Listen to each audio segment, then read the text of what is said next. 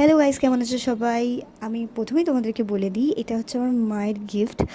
না, আজকে কোনো মায়ের কোনো বার্থডে নেই, কিচ্ছু নেই। বাট মেনলি ব্যাপারটা ছিল কি, মায়ের বার্থডেতে আমি সেরকম কিছু প্রত্যেক বছরই দিতে পারি না।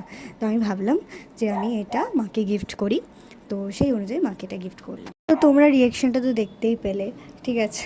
মানে কোনো রকমভাবে মায়ের কোনো রিয়াকশান নেই, কারণ মা হচ্ছে গিয়ে মনের ভিতরে রিয়াকশান দেয়, বাইরে কিছু রিয়াকশান দেয় না।